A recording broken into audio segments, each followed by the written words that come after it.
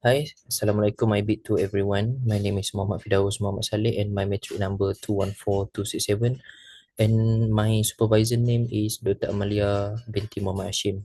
So today I will present about my final year proposal presentation, which is the title is Identification of Molecular Biomarkers and AI-based classification of poultry slaughtering status using LCMS, Metabolomics and Proteomics. So as shown in this graph, the per capita poultry consumption in Malaysia has steadily increased each year, projected to rise from year 2014 until 2029.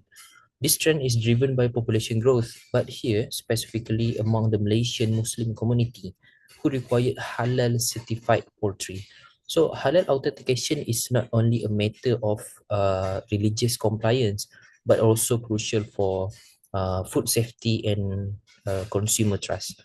So for the problem statement, in the busyness of our slaughterhouse industry in Malaysia, where thousands of chicken are processed per hour, it becomes extremely challenging to accurately detect, firstly, death on arrival that caused by stress or even heat during transportation. Secondly, to detect excessive electrical stunning, which can kill the chicken just before slaughter. And lastly, improper slaughter technique, where vessels like jugular veins, carotid arteries, and trachea are not fully severed. This creates a major gap in halal assurance and opens the risk of non-Sharia meat being labeled as halal product. But this data can be obtained by further analysis by using liquid chromatography mass spectrometry (LCMS), which is capable of detecting biomarker stress by each treatment such as creatinine, cortisol, HSP 70 and 90, and so on. So for methodology, here is overview of the protocol. First, chicken will be sourced from an industrial slaughterhouse like HLRB Processing Sendirian Berhad at Melaka, where me and Dr. Amalia team went for a visit last week. Second, meat sample will be collected from both the breast and leg muscle. Third, sample will be freeze dried to determine the dry weight. Then the sample will be ground into fine powder to increase the surface area, and followed by a buffer extraction. For metabolomic, use acetonitrile and methanol. For proteomic, use buffer containing urea, thiourea, DDT, 3-CCl, and EDTA. So the sample then will be treated by DDT for reduction and IAA for alkylation to prepare proteins for digestion after added trypsin enzyme.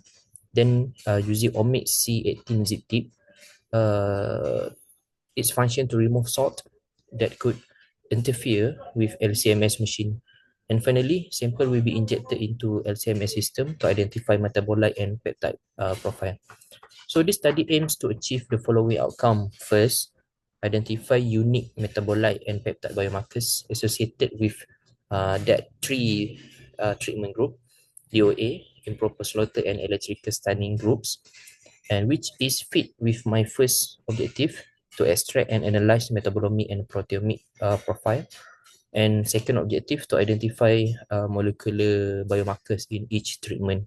Secondly, to train and validate AI-based classification model to know different slaughter status based on biomarkers pattern, and fit with the third objective to apply multivariate statistical method such as PCA and OPLSDA. And lastly, to contribute new data that could support the development of scientific standardized halal authenticator tool for poultry products, which fit fourth objective, develop and evaluate LCMS omic data, and my fifth objective, to provide validated data that contributes to halal compliances.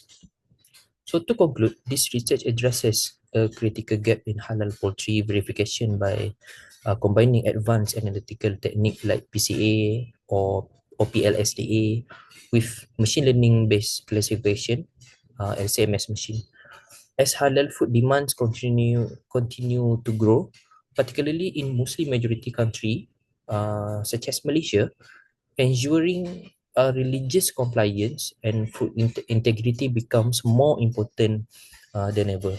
So that's all from my final year project proposal presentation.